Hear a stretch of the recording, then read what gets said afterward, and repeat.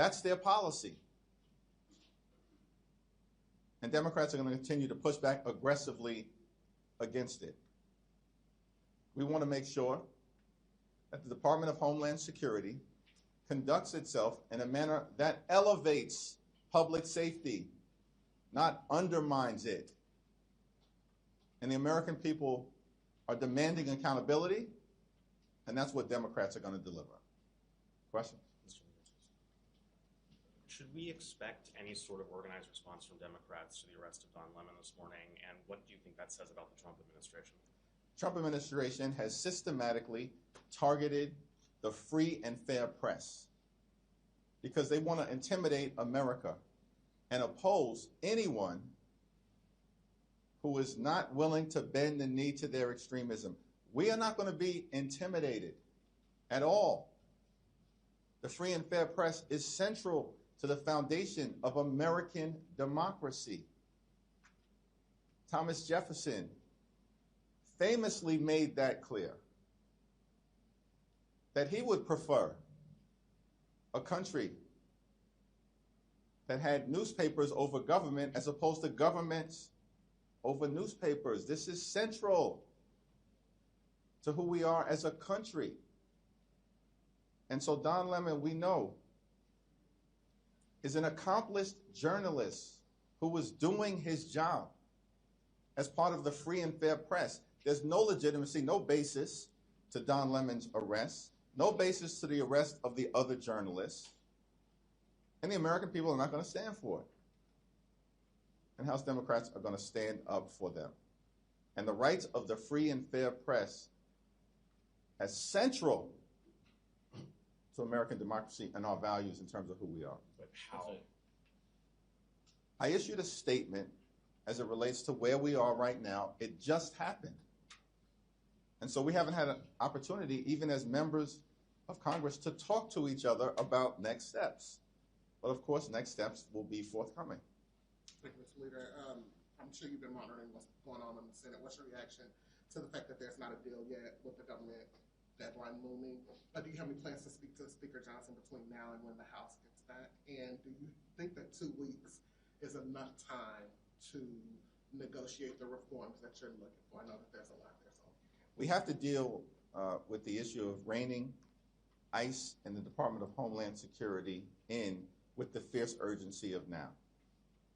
And a 2-week window will evaluate whether that's sufficient time, but there's urgency to dealing with this issue. Because ICE, as we've seen, is out of control, and the American people know it. The American people know that the Trump administration on all of the things has gone too far. And that taxpayer dollars should not be used to brutalize the American people, and in some instances, kill them. So this is something that has to be addressed. And Democrats in the Senate, led by Chuck Schumer, supported by the House, made a clear demand. Separate out the 5 bills that clearly have bipartisan support.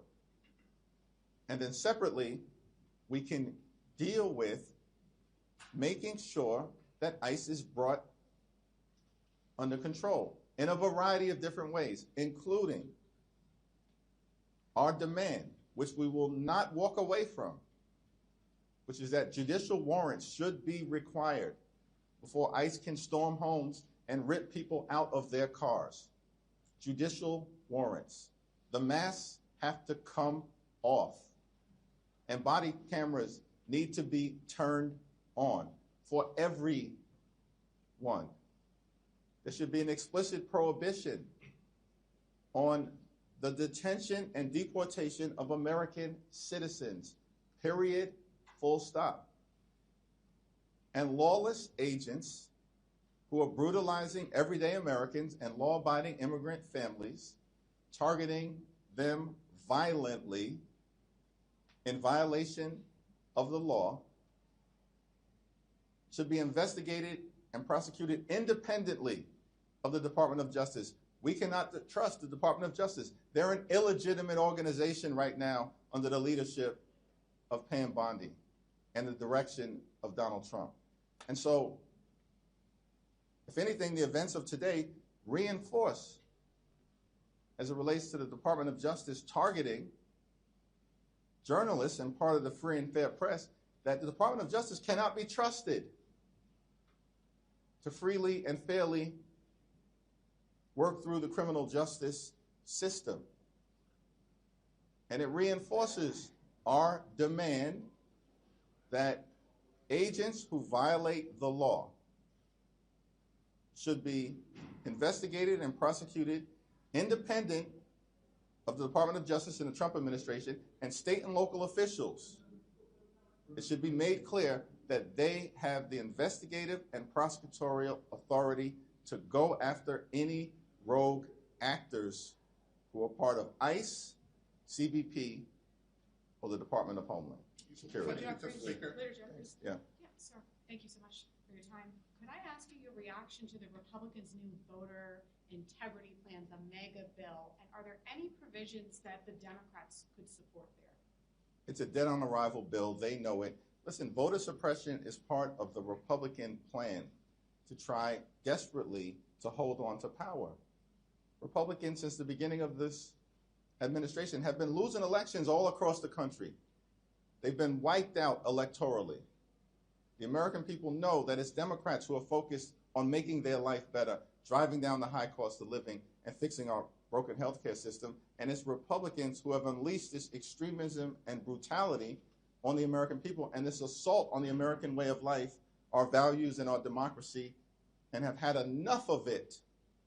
And so Republicans are playing games, just like was evidenced by the unprecedented FBI raid in Fulton County, Georgia.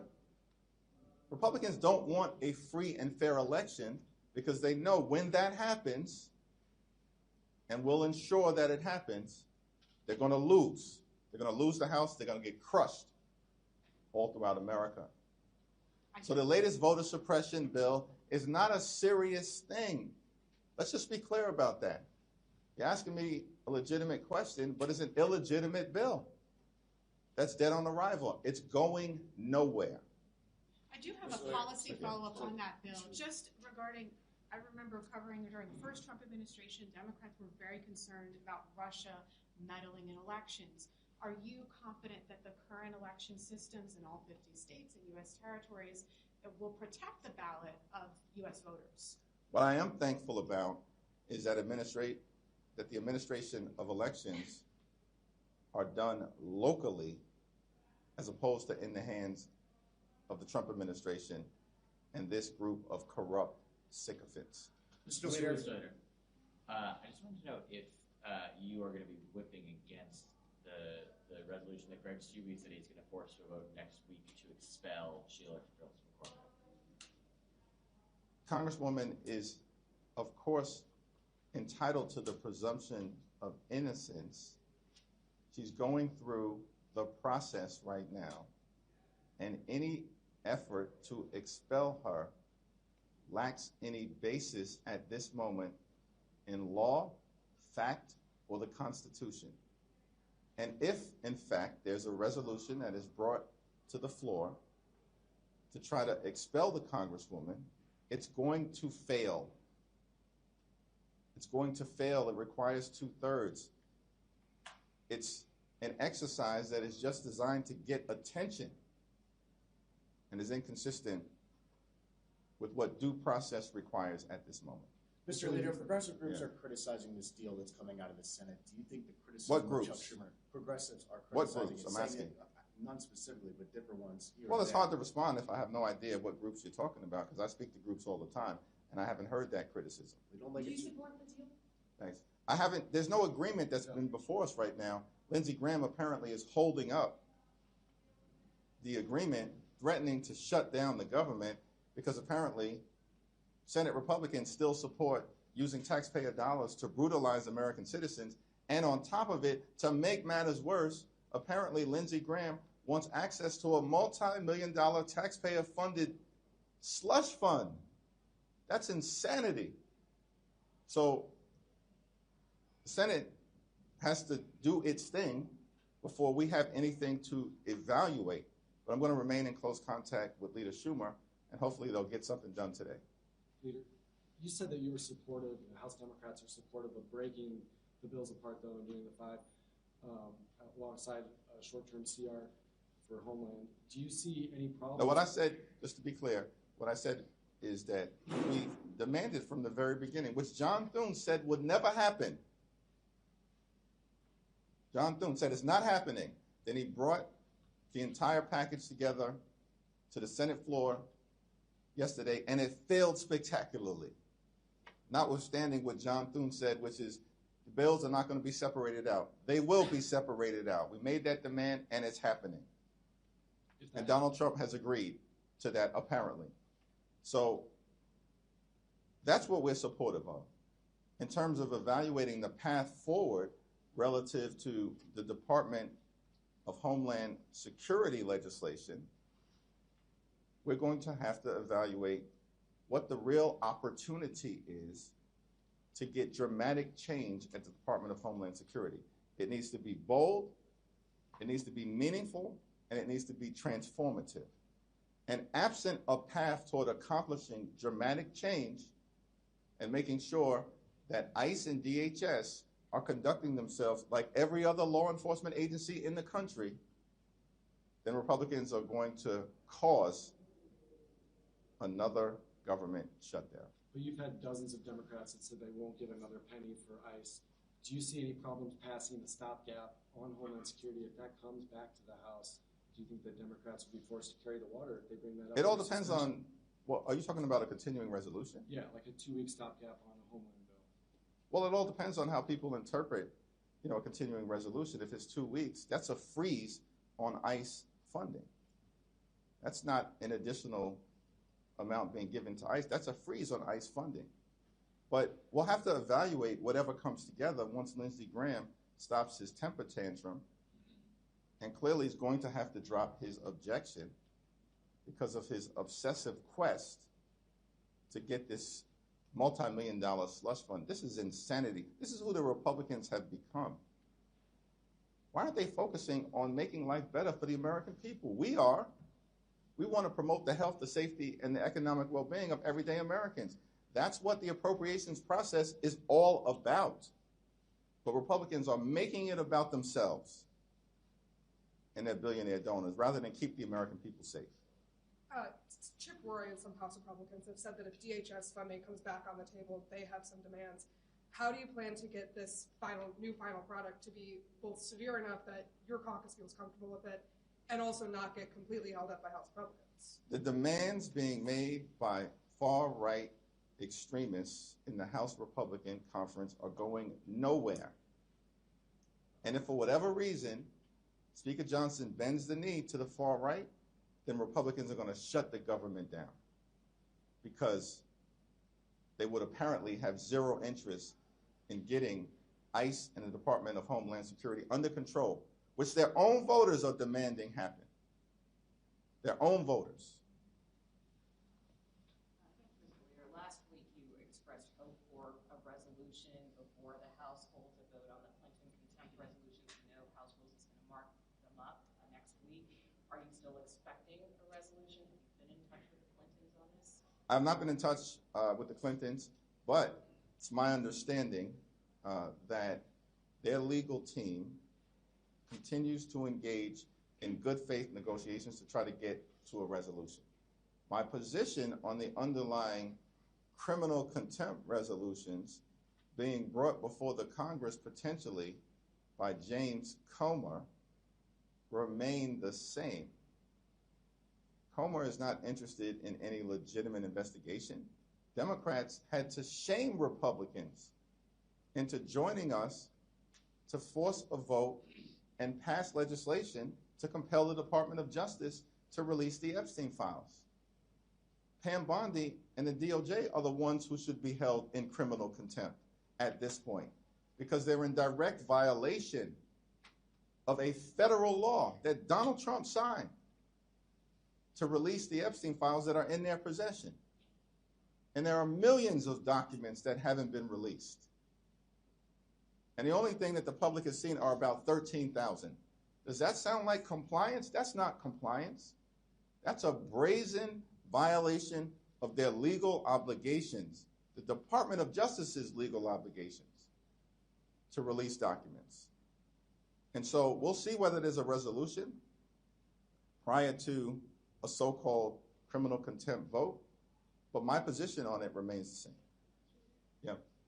Thank you. I know you said that the deal hasn't come out of the Senate yet, but it's looking very likely that it will be 5 funding bills and a 2-week DHS CR. If that is what comes to the House after Senator Graham drops his hold, will you support that? Well, that question has already been asked and answered in a variety of different ways.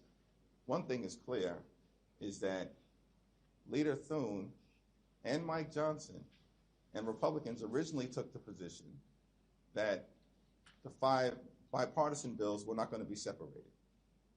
The fact that the 5 bipartisan bills are going to be separated in and of itself, right out of the gate, is a victory for the American people. Simultaneously, we have to evaluate, is there a real path toward making the dramatic changes at the Department of Homeland Security necessary to stop the use of taxpayer dollars from brutalizing everyday Americans and killing American citizens, like Renee Nicole Good and Alex Preddy?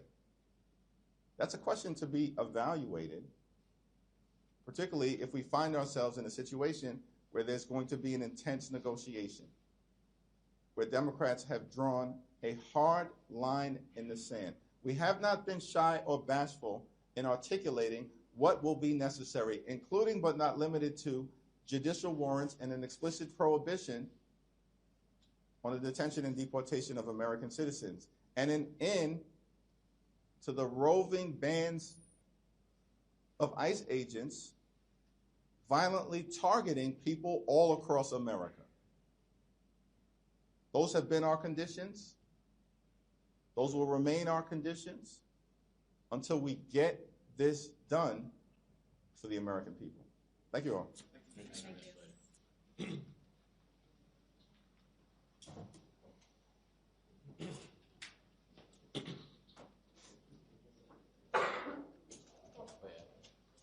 Thank you, Paul.